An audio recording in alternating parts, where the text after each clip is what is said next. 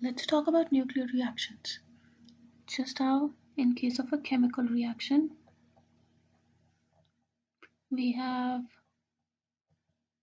reactants on the left, they change into products, right? This is essentially a chemical reaction. In case of a nuclear reaction, the reactants are usually referred to as the parent nucleide. That is pretty unstable, and that's why it is undergoing a nuclear reaction and it changes into a product which is referred to as the daughter nucleide, which is more stable in comparison to the parent nucleide.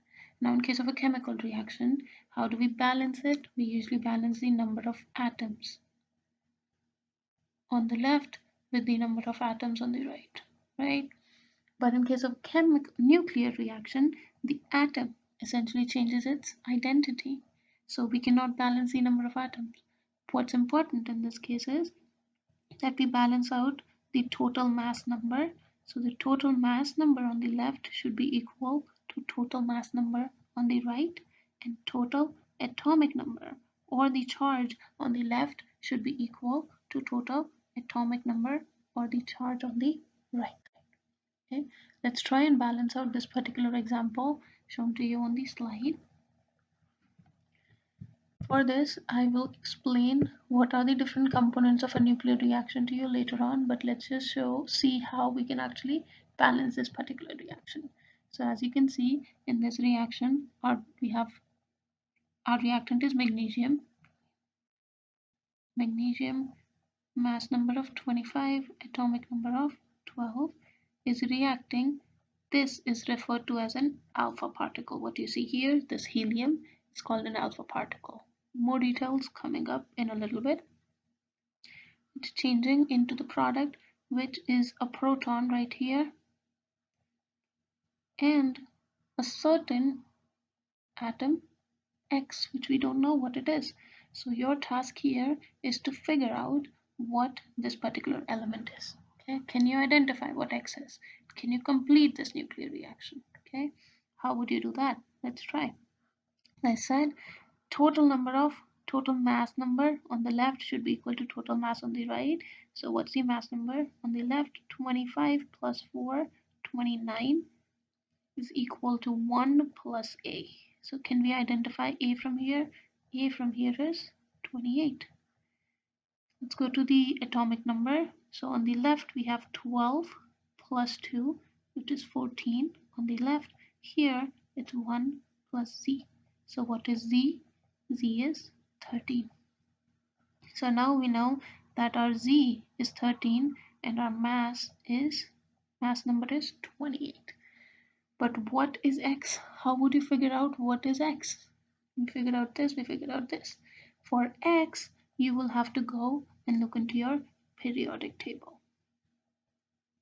So if you remember from the previous video, we saw that you can have multiple kind of atoms with different mass, same atom with different mass number, but an atomic number never changes. So if you have multiple isotopes of X, A can be different, but Z will always be stable. So in Z in this case is 13. Can we go to our periodic table and look for an atom which has Z of 13? If you do that, you'll figure out that is aluminum. So in this case, your answer is aluminum.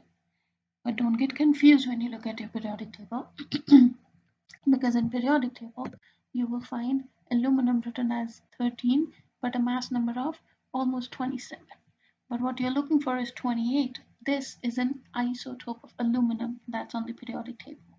What matters to us is the atomic number. We do not care if the mass number is same or if it's different. What we want to make sure is that our atomic number is same for this particular X that we found and for the element on the periodic table, right? So you can anticipate certain questions like this where you might be asked to complete a nuclear reaction. I can take off this and give you rest of the reactants and product and ask you, can you identify what was the other reactant in this reaction? Or complete this chemical reaction, identify X. like in this question, right? Okay, great. So as I said, there are a bunch of different type of particles that are involved in a chemical reaction. This is essentially just a summary of these particles that you will see in the chemical in these nuclear reactions. Starting with alpha particle that we just saw, an alpha particle can be written out as alpha with a charge of 2 and a mass of 4. Since this is very similar, 2 and 4, if you look in your periodic table, it's very similar to the atom of helium. It can sometimes be written out like this as well. But this is essentially an alpha particle. Okay. Next type of particle that you'll see is beta particle. This is nothing but a very high energy electrons. So you can write it out or abbreviate it as an electron with a charge of -1, mass of 0, or since it's called a beta particle, you can also write it out as beta with a charge of -1 and mass of 0. Okay. Next type of particle is a positron. Positron is essentially an anti-electron. So it's also referred to as an anti-electron. Why? Because it has the same mass as an electron. It is very similar to electron except that it has a positive charge instead of a negative charge like an electron. Okay, so it can be written out as an electron but with a positive charge and mass of 0, or an anti-beta particle with a positive charge and mass of 0. Right? Next thing that you saw in the previous reaction was a proton, similar that we have discussed in the previous video, has a mass of 1 and a charge of +1 as well. And it can also be written out because if you see in your periodic table, hydrogen also has, essentially it's just one proton, it has no neutrons, right? So it's mass of 1 and charge of 1, and mass of 1. So it can also be written out as proton. Next, you might see some neutrons in there. Neutrons charge is 0 and mass is +1. Lastly, there are also, so a lot of times there's also gamma radiation that's involved in a nuclear reaction. This is nothing but very high energy electromagnetic radiation, which is also part of nuclear reactions several times. Okay.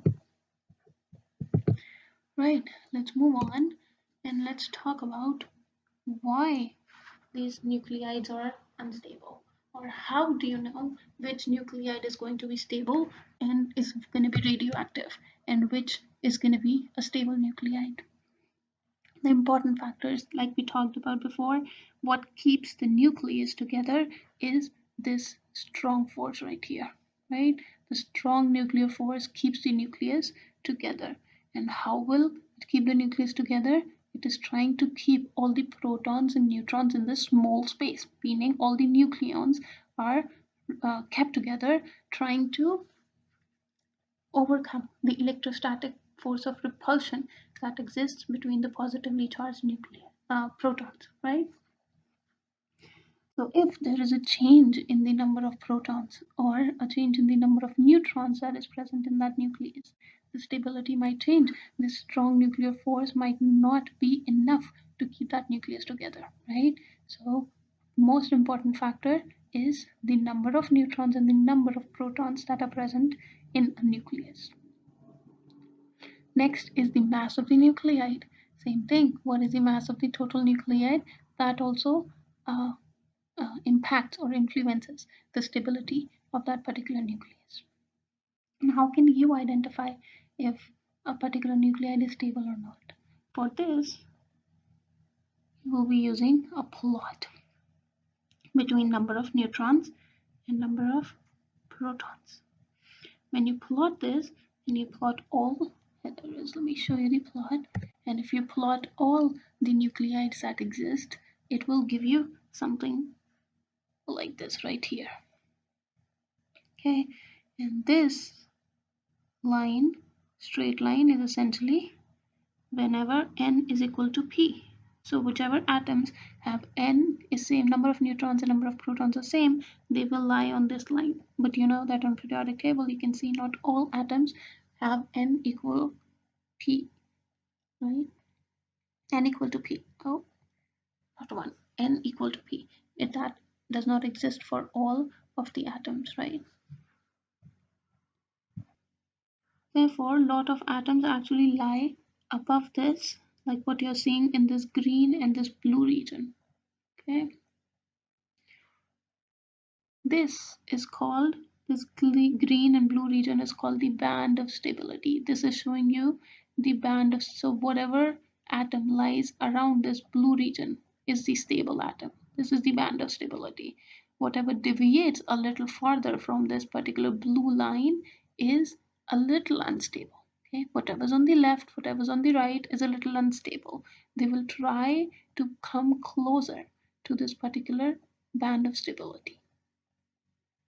Okay, and whenever they do that, it's going to change the number of protons or the number of neutrons, and that's why the nuclear identity changes. So that what results in radioactivity. So an unstable nuclide right here tries to disintegrate and come closer to the band of stability, and that changes it into a more stable daughter nuclide. Right? Okay, let's go back.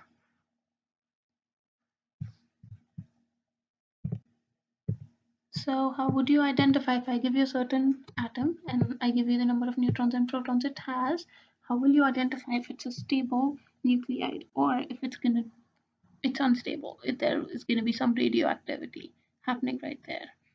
For that, you will be following these rules right here. So with the n to p, number of n and number of p, we can calculate n to p ratio. Okay. For smaller or lighter nuclides, usually n is equal to p, meaning n to p ratio is going to be 1, right? So usually if the n to p ratio is close to 1, that means the nuclei is stable. And this only applies for lighter nuclei, meaning their Z is not very high. Okay? The only stable nuclides with n to p ratio less than 1 are proton and helium. Okay. Next rule is, you'll see that as the number of protons increases, meaning as the nuclide becomes higher and heavier, the n to p ratio can sometimes increase. So n to p ratio equal to 1, meaning very good, it's going to be stable. But sometimes this n to p ratio can be equal to 1.2, 1.3, and that also means that sometimes the nuclide is going to be stable. Whenever the nuclide, in the case of a nuclide Z is greater than 83, that essentially means that the nuclide is going to be radioactive, meaning it's not going to be stable. How do you know that? You can look at right here. This is n to p equals 1. Anything that lies left or right of that is not stable, is unstable, and it's going to exhibit radioactivity. And whenever right here, if you see, this is the number of protons, as we go up right here above this number of 83, almost everything's green. There is nothing blue, which means that if Z is greater than 83, you don't even have to think. If I ask you, this particular element has a Z of 96, is it stable or is it going to be radioactive? You don't even have to think. You don't need to calculate n over p. It's going to be radioactive if Z is greater than 83. Okay.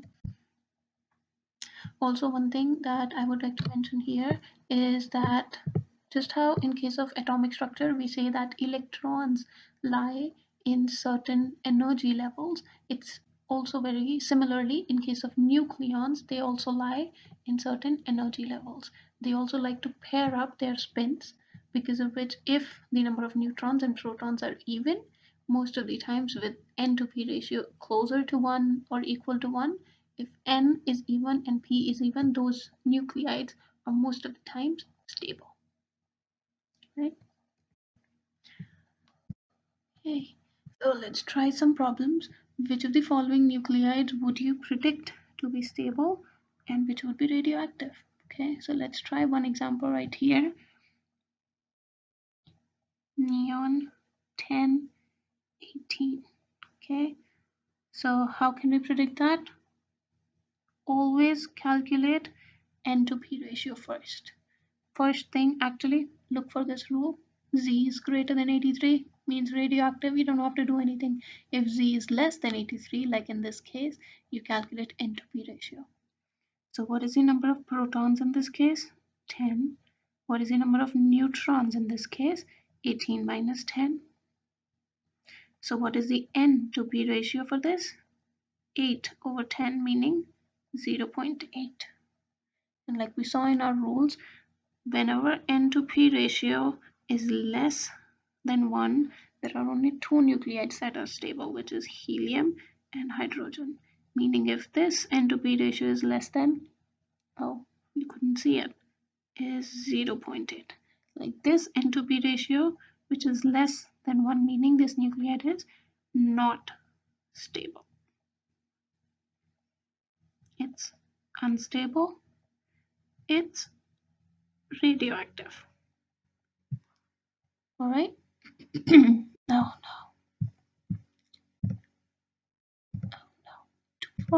too far. Okay. Moving on. Let's try another example. Oh. Let's try.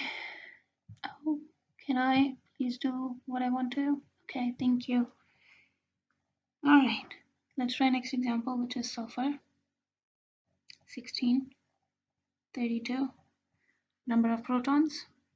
First thing, less than 83. Okay, there is a chance, right?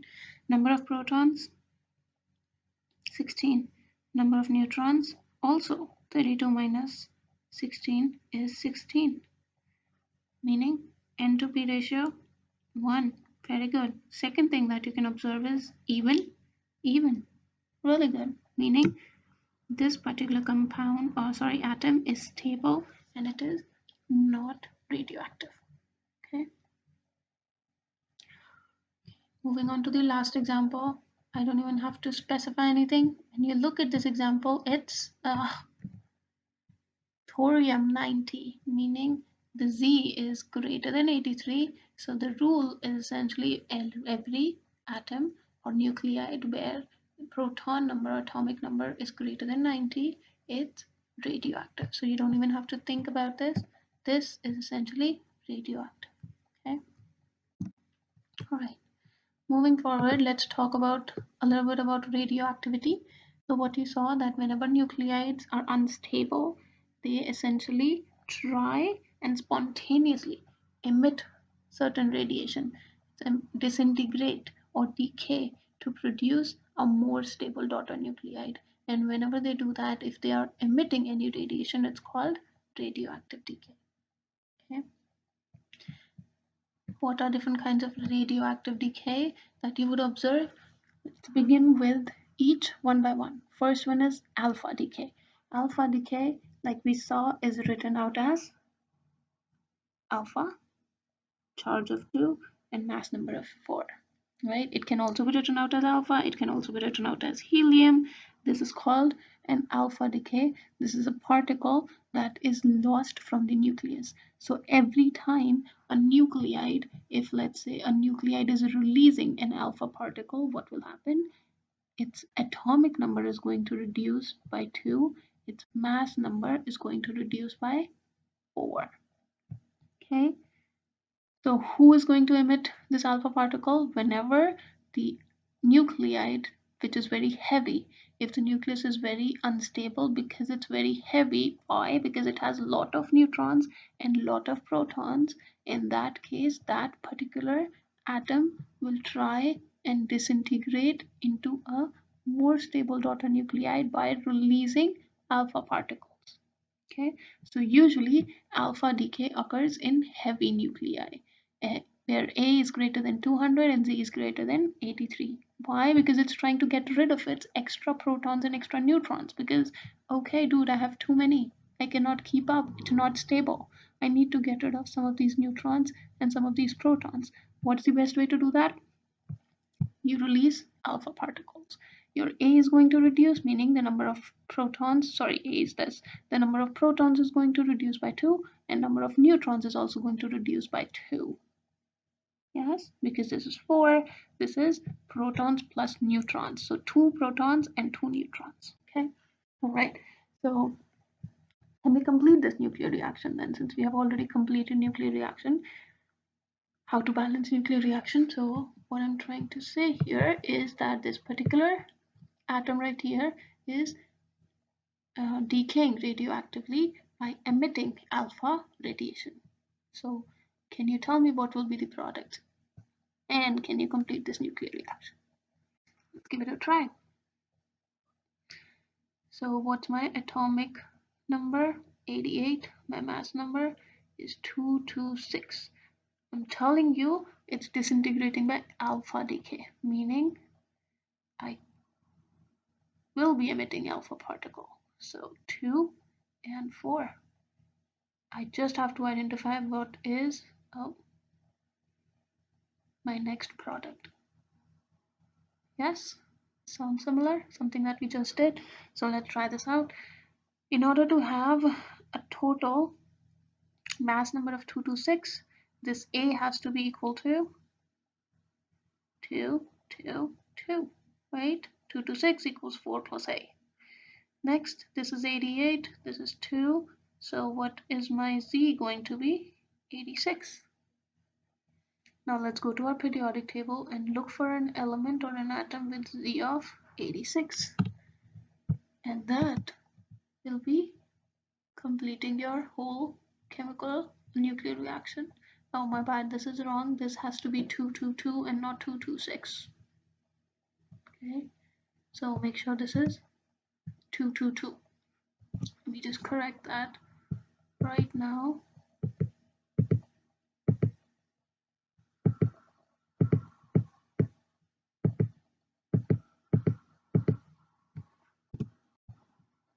Oh no.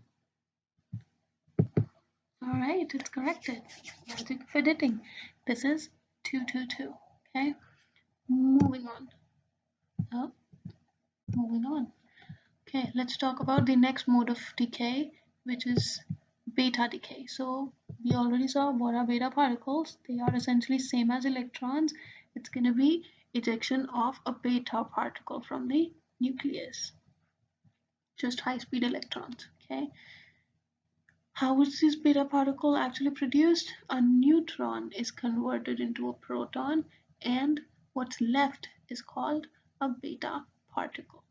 Okay, so what's happening here is that you are losing one of the neutrons, is getting converted into a proton, and this is getting released out of the nucleus. So what is happening to your nucleus? The neutron is lost, meaning n is decreasing by 1 unit, but a proton is being produced. So your Z is increasing by 1 unit.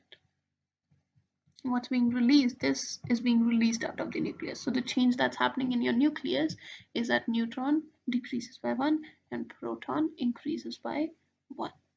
So what will happen to your N to P ratio?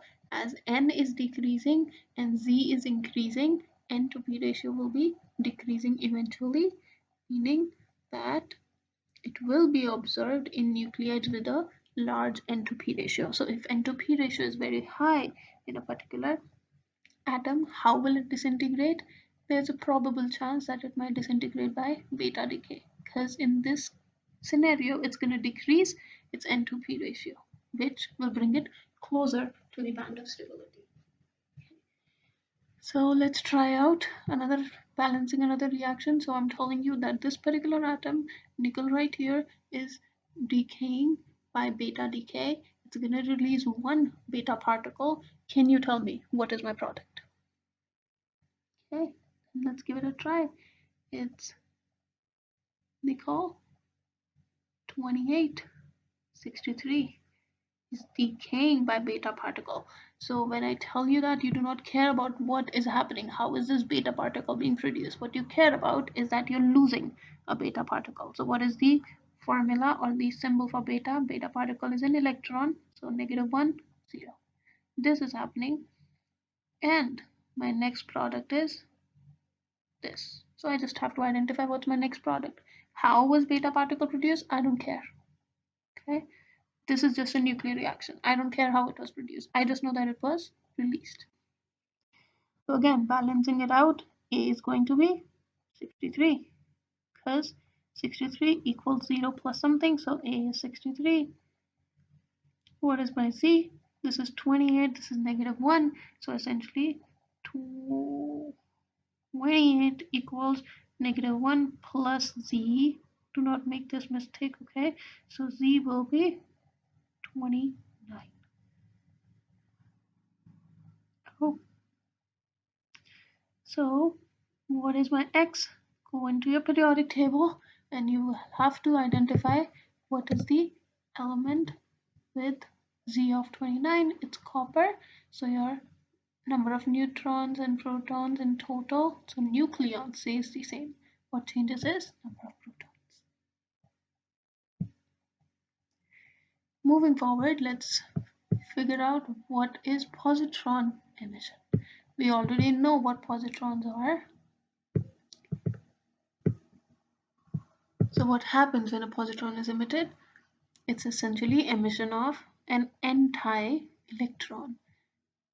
It's an anti-particle of an electron with a positive charge and a mass of 0. Okay? In this case, you're losing one of the protons. How is this anti-electron created? One of the protons is converted into a neutron, because of which, to balance out the charge, you need an anti-electron. Okay, so what will happen in this case? Whenever a proton is created, your number of protons is going to go low and number of neutrons is going to increase, correct? So as the number of neutron increases and proton decreases, the N to P ratio will increase. So which atom is going to try to do that? Whichever atom has a very low N to P ratio and wants to increase its N to P ratio will try to decay by positron emission, because this will result in increase of its N to P ratio. For example, let's try and balance this out. Go carbon 611 decays by emitting a positron.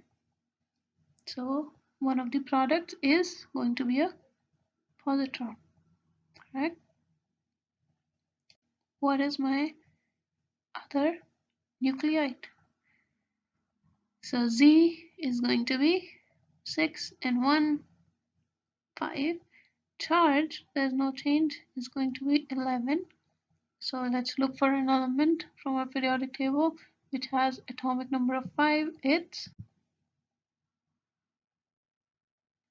boron. Okay. The next kind of radioactive decay is an electron capture. In this case, this is a little different. An electron that is in the inner shell of an atom. So like an atom has a nucleus and then there are a bunch of shells which contain electrons, right? So an inner shell electron actually collides with a proton and is converted into a neutron, and this is called an electron capture. So what's happening is that you're gonna lose one of the electrons. Okay, a proton, you're gonna lose one proton and it will be adding up one neutron into your system. So which kind of atom is going to do that? An atom which has way too many protons. Okay, I have too many protons. I want to get rid of one of these protons so that I can become more stable. That kind of nuclei, meaning a proton rich nuclei, will try to do electron capture. Okay, so let's try and balance out a reaction. In this case, always remember, if we are telling you that this particular atom, for example in this case iron, is actually decaying by electron capture, can you tell me what the product would be? The electron capture, this electron is going to lie on the left side of your reaction, so it's going to be one of your reactants. Okay, most of the decays we were including the particular particle on the right side, so it was a product. Positron, a product. Electron, a product. Beta particle, product. Alpha, product. But in case of an electron capture, like the name is telling you, it's an electron is being captured, so it's going into the nucleus. So we are doing a nuclear reaction, so nothing's coming out of nucleus, it's all going into the nucleus. The electron enters, converts into proton, proton stays in the nucleus, converts into a neutron, stays in the nucleus, right? Okay, so in this case, again, we will try to balance it out. 26 minus 1, meaning this is going to be 25, 55, 0. So mass number on this side is going to be 55. So we are looking for an atom with an atomic number of 25 in our periodic table. It's going to be manganese. Okay, all right. Next is the last type of radioactive decay. Like we mentioned before, it's gamma radiation. So gamma radiation is just very high energy photons that are being emitted out of your nucleus. So it's just very high energy photons, certain mass is being lost, and that is converted into energy. So there is going to be no change in the charge. There's not going to be any change in the number of protons or the number of nucleons. So the mass number stays the same, the uh, uh, atomic number stays the same. Only thing that changes is that when a nuclear reaction happens, let's say it usually is accompanied by some other kind of radioactive decay. So for example, an alpha particle is being released. So if an alpha decay can be accompanied by gamma emission as well. So some of the gamma particles will all not particles, some of the gamma rays will also be emitted out at the same time. Okay, so this is just change in energy. So a reaction like this. Okay.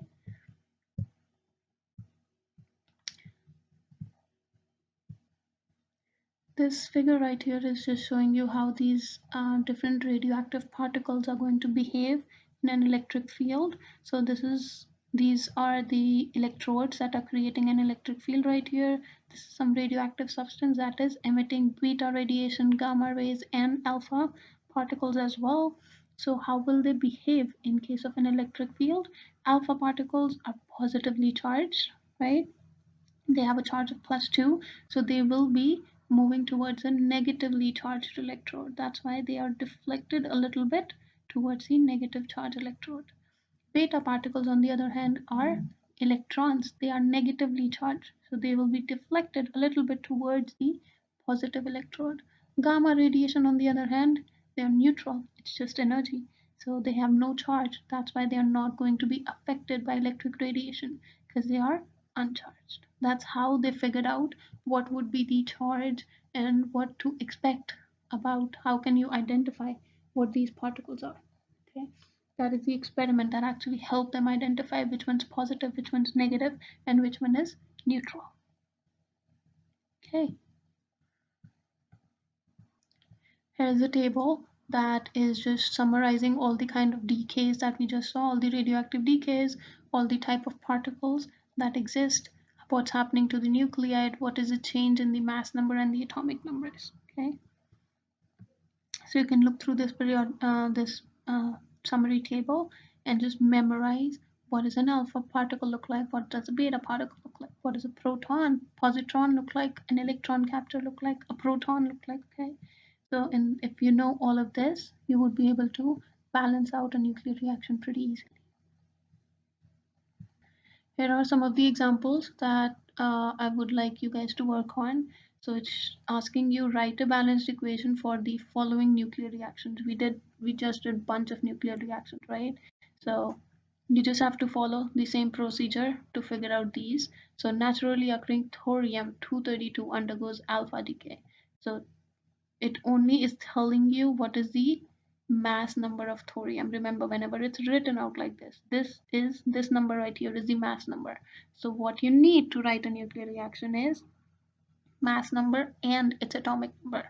How do you identify the atomic number? Go to periodic table, figure out the atomic number. Okay, it undergoes alpha decay, meaning, let's say, I'm not going to solve it for you right here, just going to give you some hints. So it's 232 thorium.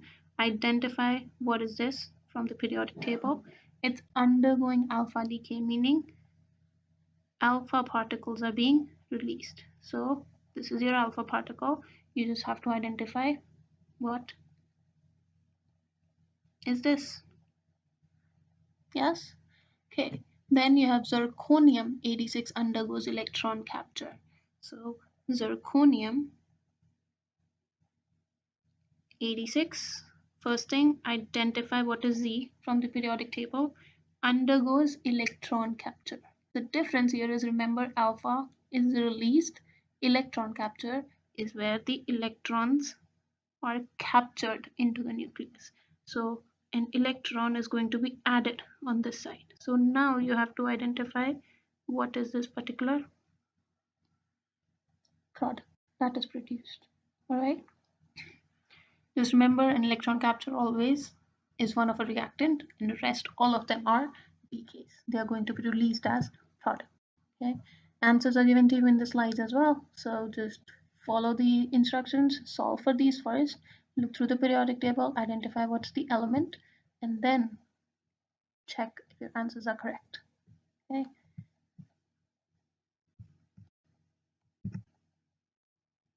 There are your answers, but I hope you did this by yourself first. Okay,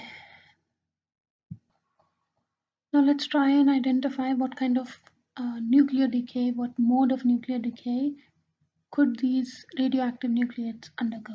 Okay, how would you do a question like this? For example, let's pick an example of boron. The first example, boron, atomic number is 5, mass number is 12. Okay, for any question like this, there are certain rules that you should follow. Let's first look through those rules. So the easiest one is, if it's a very heavy nuclide, meaning that Z is greater than 83, it's trying to reduce both the number of neutrons and protons, right? So it will undergo an alpha decay. Okay. Next thing, if an element is neutron rich, it has very high number of neutrons, so N to P ratio is going to be very high. It's going to try to reduce that N to P ratio. So what will it do? It will try to convert this neutron into proton, and that kind of decay will be beta decay. Whereas if a nuclide is proton rich, so it has, in the case of N to P ratio, the number of protons is higher, meaning its N to P ratio is lower. So what kind of approach it will take? It will try to get rid of this proton that is excess, right? So for doing that, it will undergo either a positron emission or it will do an electron capture.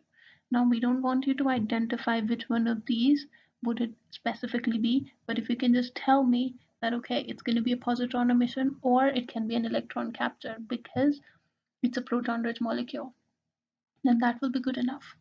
Okay, but how do you know if an atom is neutron rich or if a nuclide is proton rich or a neutron rich?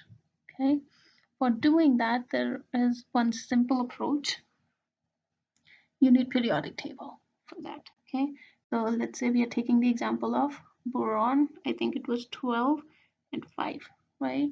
So if we're giving you, this is the particular atom that I'm working with or particular nuclide that I'm working with, what you have to do is you will first look up for boron 5 on periodic table and compare their atomic masses. So the naturally occurring element that you see in periodic table is the stable form of boron, right? This is the radioactive form of boron. So to identify if it is proton or neutron rich, we'll look up in our periodic table. Let me pull that up. So this is a periodic table. Boron is right here. You can see the atomic number is still 5, but the mass number is 10.8. Okay, and what is the mass number that's given to us? 12. So the mass number, you're essentially going to compare the mass number which is given to you, which in this case is 12, and the mass number which is from the periodic table.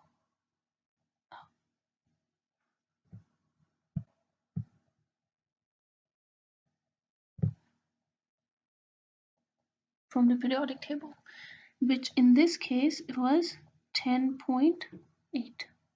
So which one's higher?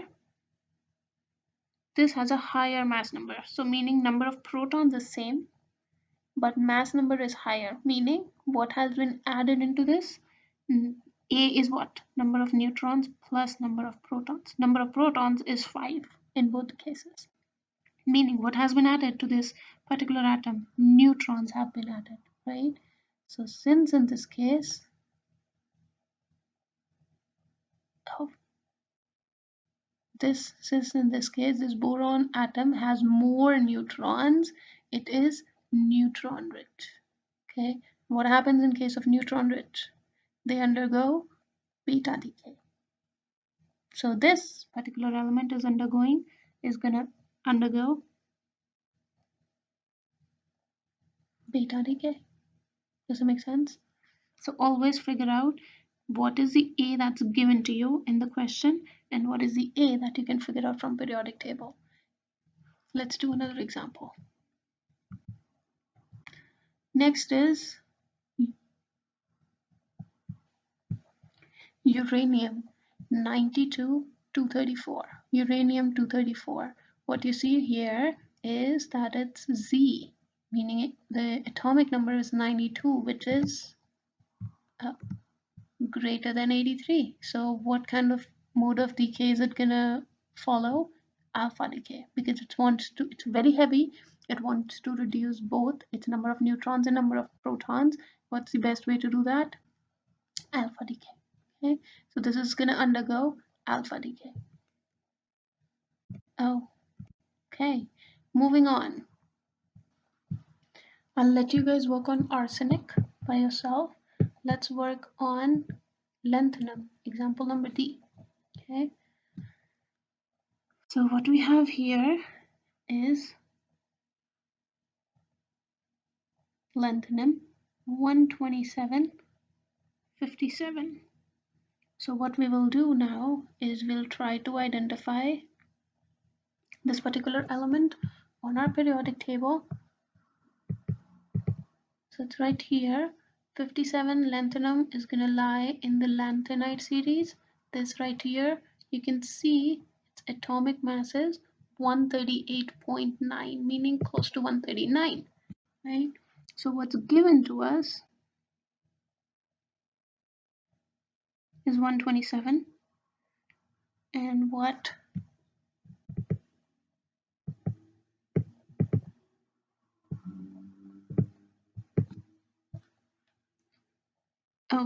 given to us is 127, and from the periodic table what we see, it is 139.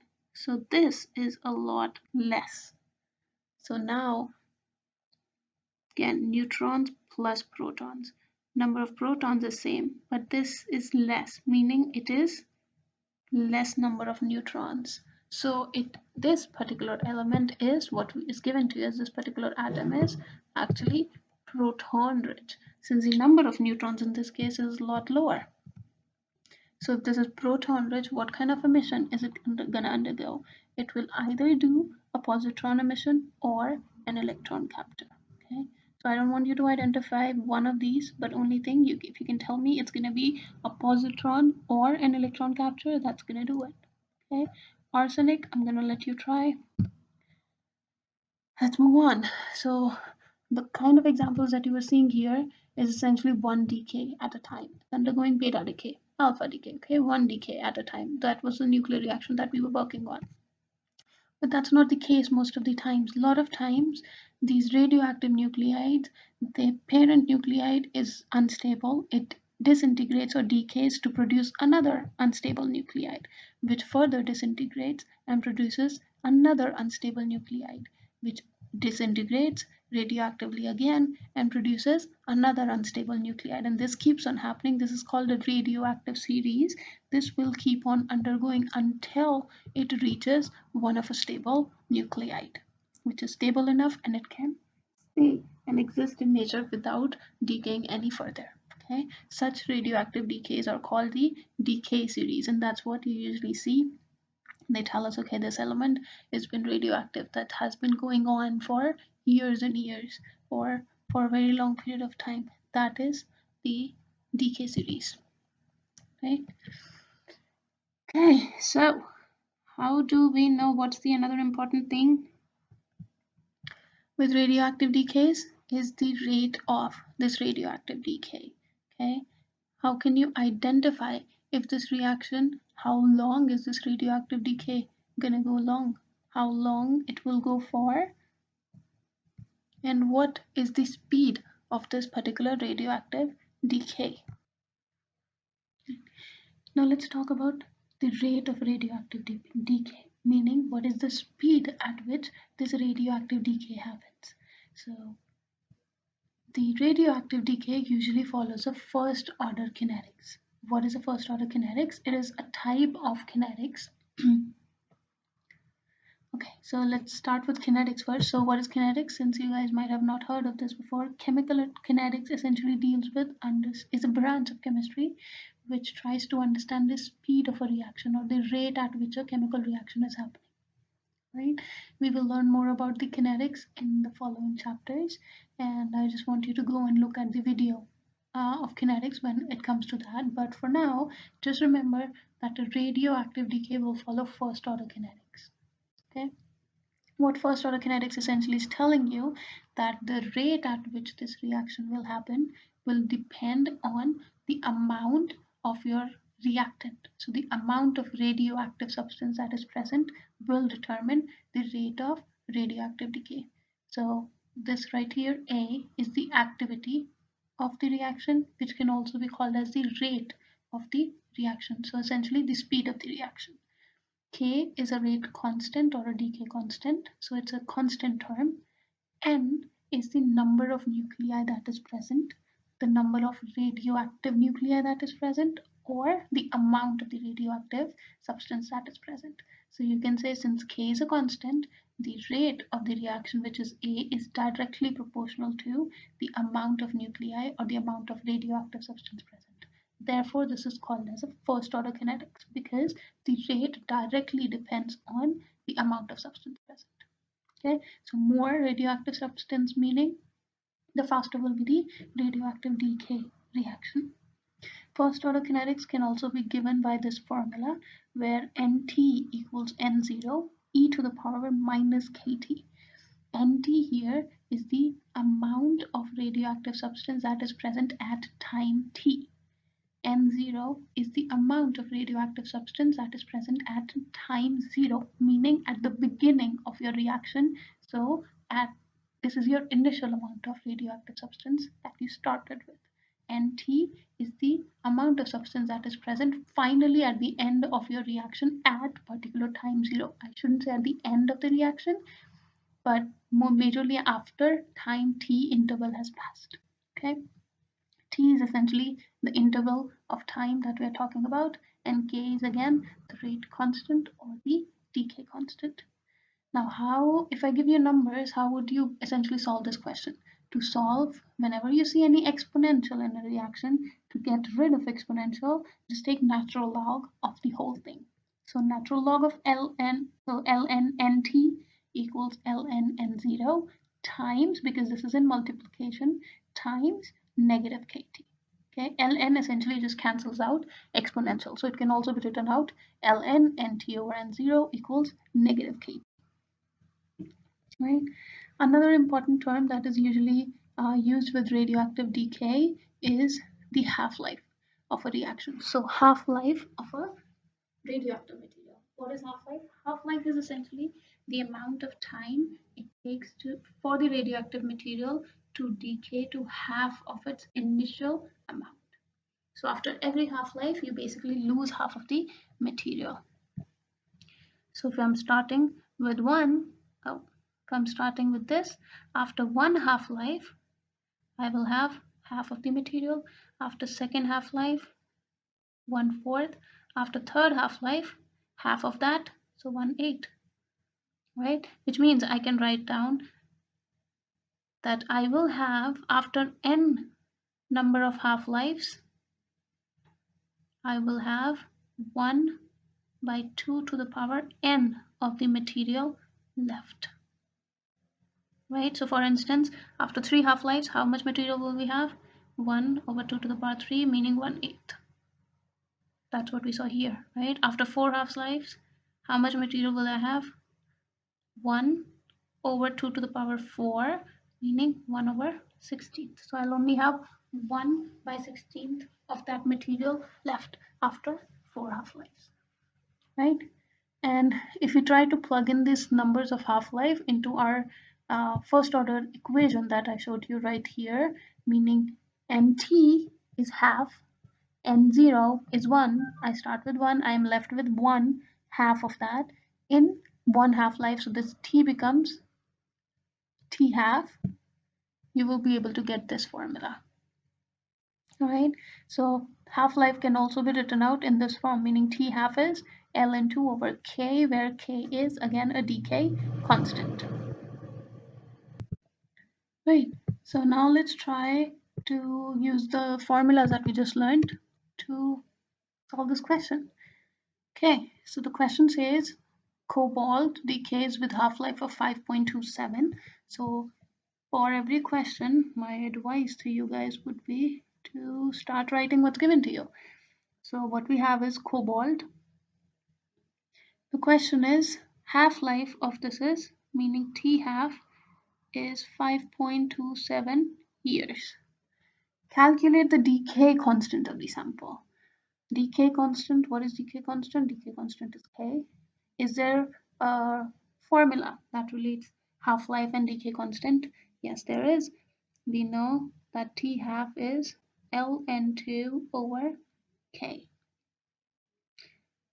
right? Meaning K is ln2 over T half. So we just plug in our numbers right here. ln2 over 5.27 years. It will give you 0.132 year inverse. Let me write it down here.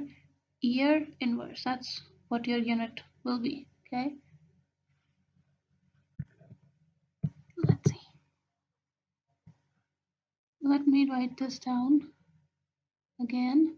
It will be 0.132 year inverse. That's your answer. Okay, don't forget the units. Oh no, I showed you the answers. Let's go back here. Okay.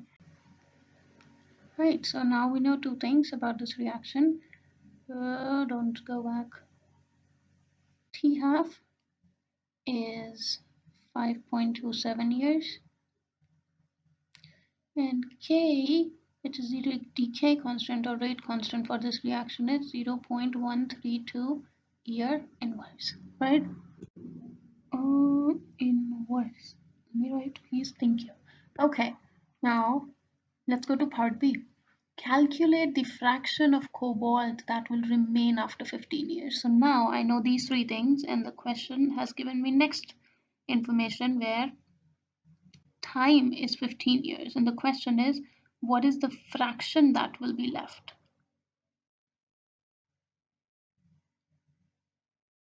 of my radioactive substance, right?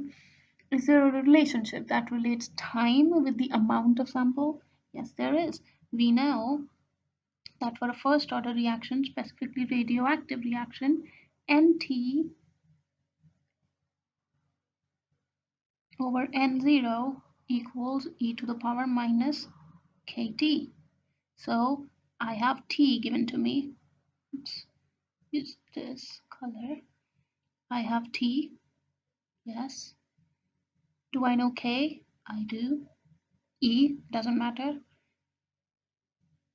The question is asking the ratio, which is perfect because I don't have either of these, but this is essentially the ratio that the question is asking. How much is left? What's left is this. Fraction means left over the initial amount. So this is what the question is asking. Can I calculate this?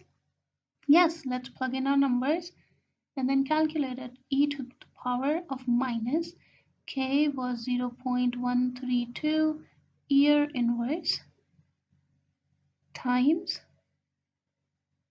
15 years. So year and year inverse will get cancelled.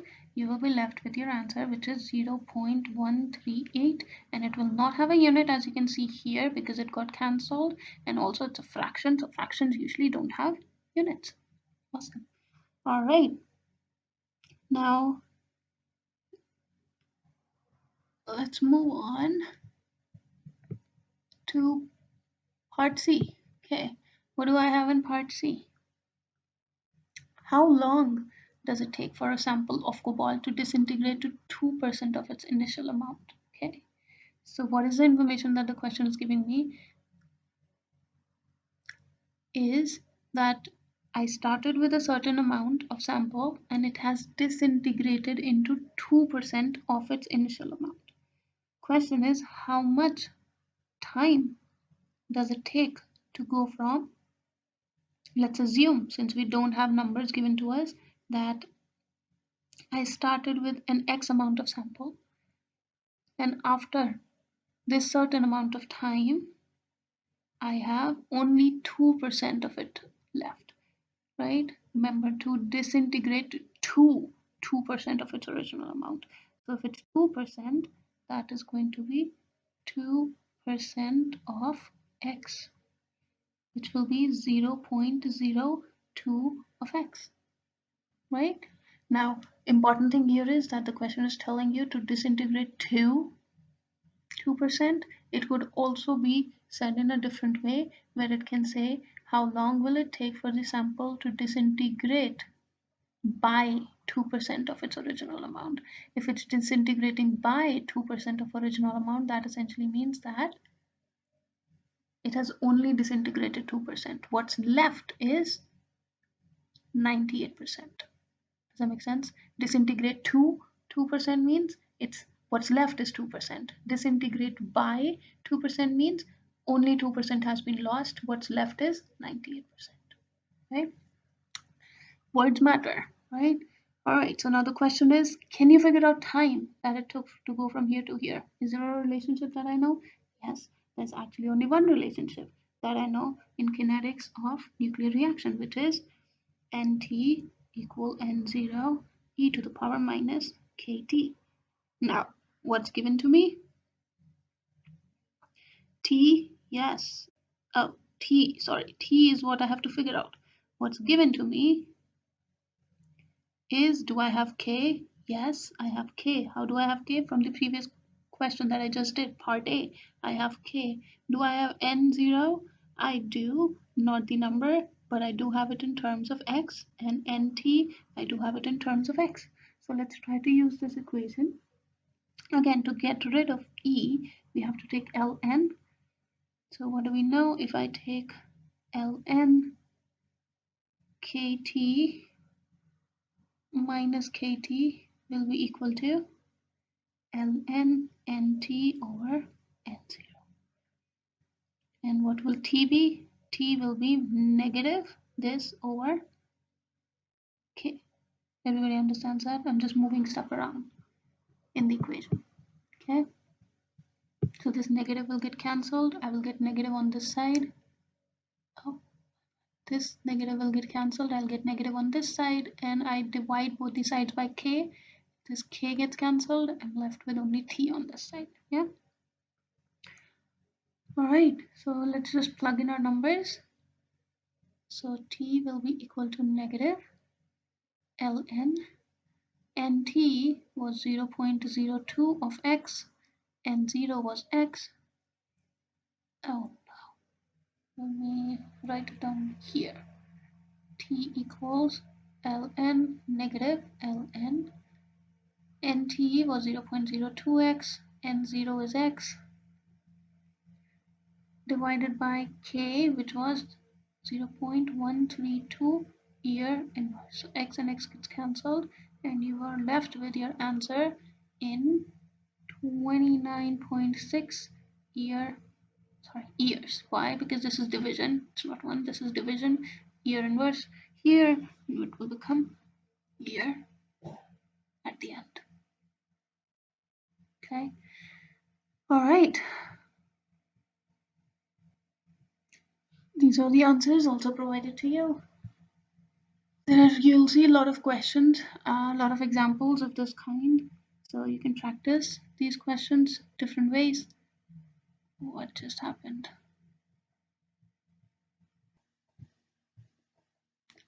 Okay, so how is this useful for us? What do we do with all this kinetics and all this information? Well, it can be used for something called radioisotopic dating or radiocarbon dating or carbon dating that you might have heard of.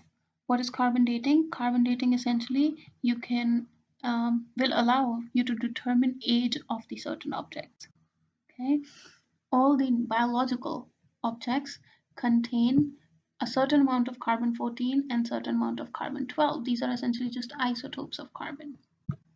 The ratio or the relative amount of carbon 14 to carbon 12 always remains constant while the organism is living. So it's a constant number for all the living organisms. Okay, but once the organism dies, the amount of carbon 14 starts to degrade and disintegrate to produce nitrogen 14. So now this ratio deviates from this ratio of when the organism was alive. So if we know what was the initial amount of carbon 14 that we began with and the final amount of carbon 14 that we can find in our fossil, based off of that ratio, then we can figure out ago how long ago is that sample from, right? Does that make sense? So that's how you can use carbon dating or radiocarbon dating or radioisotopic dating to determine age of certain objects. For example, this is a ratio of potassium and argon that is used to determine age of certain rocks. Okay, now when we hear about radioactive substance, I'm sure you might have heard that we do not want ourselves to be exposed to radioactive emissions, right? Wherever there are radioactive emissions, we are already told that, okay, this is a biohazard. Please don't go in this area, or please be careful when you go anywhere close to a radioactive substance, right? Why is that? Because these radioactive substances, like you saw, they spontaneously degrade, they spontaneously emit radioactive emissions. And all these emissions, including these particles, alpha, beta, neutron, gamma, positron, whatever we saw, all these particles are very high in energy. So if they're high in energy, they can actually penetrate through biological material. Some of these particles are so high energy that they can actually break bonds of chemicals that are present in our body. For example, they can actually break the DNA molecule. It can lead to damage of this DNA material that is present in our body and can lead to several mutations, which is, of course, harmful for any living organism. So that's why if you're in contact with these highly ionizing radiation, they can lead to mutations or even other harmful effects that we definitely do not desire. Right? Now, certain radioactive materials are less radioactive, so their emissions are not that bad. But certain radioactive materials, on the other hand, are very high frequency. They generate all these or emit these radioactive materials at a very high frequency, which our body cannot fix. So that's why if you're in contact or in close proximity of these highly radioactive materials, it's not good for you.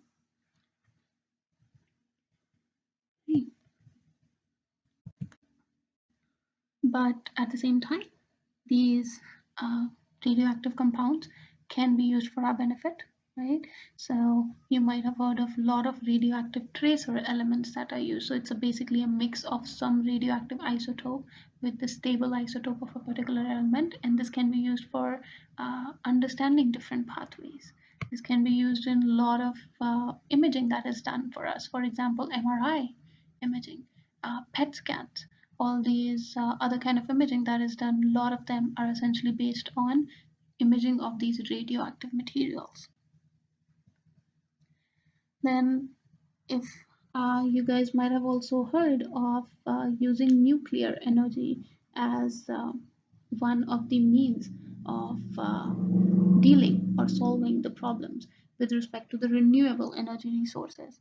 So how can that work? So if we are trying to understand these nuclear reactions, these nuclear processes, we can actually perform controlled nuclear reactions, and that can allow us to generate or produce energy, which we can then use and which we can then use to solve a bunch of our problems that are associated with the depleting renewable energy resources, right? Some of these examples, some of the Such nuclear reactions are called as nuclear fission or nuclear fusion reaction. Nuclear fission reaction is essentially fission means breaking of an atom. So a nuclear fission reaction is a reaction where a nuclei disintegrates into another nuclei. So in this case, for example, uranium is bombarded with a neutron. It disintegrates to produce these nuclei of uh, stable nuclei of krypton and barium, but alongside it also produces bunch of neutrons. And what do these neutrons do? These neutrons can then react with other uranium atoms. And this reaction essentially can keep on going. This is called a chain reaction, where all these neutrons that are produced, one bombardment of one neutron can lead to increase of this rate of this radioactive reaction by a lot, right? And each of these steps, like you saw here, also releases very high amount of energy since it's a very high since it's a nuclear reaction with a very high mass nuclide. So it releases a lot of nuclear energy, and this nuclear energy can then be used to our benefit. The other type of nuclear reaction that you would see is a nuclear fusion reaction, where smaller or lighter nuclei actually combine with each other. For example, here deuterium and tritium actually combine with each other to form a heavier nucleus. Like in this case, they are combining to form helium, and this reaction can actually release even more amount of nuclear energy, and this nuclear energy can then be used. If it can be contained, it can be used for our benefit as a very good source of energy that can replace all our problems with renewable non-renewable energy resources.